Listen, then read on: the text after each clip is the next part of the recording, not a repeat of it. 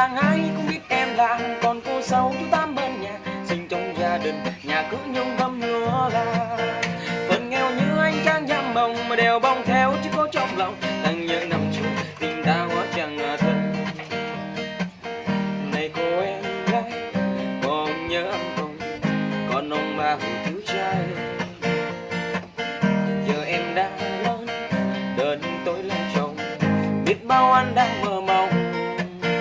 Một là em cưới anh, còn không anh sẽ canh ngày nhà trai rước dâu anh sẽ câu chờ, làm em say cửa lừa, làm em ngủ tới trưa để đàn trai nuôi rước dâu lúa.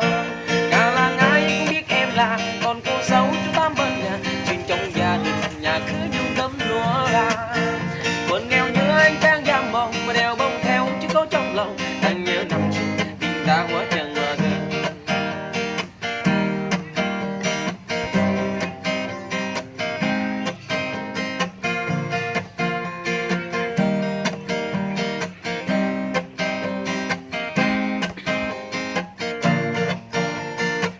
Lòng yêu người con gái miền Tây, ngọc bà ba người đang duyên đầy, bắc vào nam người ta có chuyện tay từ trước mấy có thể lấy cái vợ mình tay đêm qua anh thôi tụi mình trao môi trao nhau thấm điều nồng da bôi, sắp đến lúc thanh hoa bóng em đâu rồi.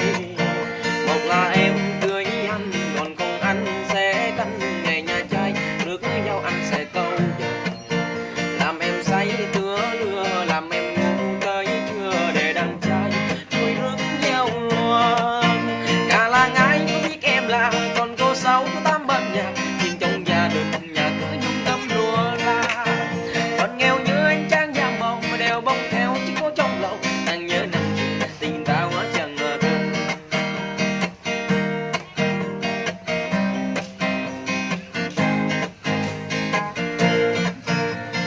Đây đừng bước đi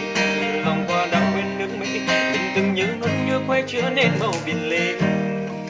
không anh trăm ké đã lâu nay hóa trong ngoài ngày đừng về ngày mai không còn bao ngày ngày. Gà là ai cũng biết em là con cô dâu tám bên nhà, chuyện trong gia đình nhà cứ nhung gấm lúa là còn nghèo như anh trang giam mộng mà đều bông theo chứ có trong lòng đang nhớ năm trước tình ta hóa chẳng ngờ thân. Da đi da đi da đi da đi da đi da đi da đi da.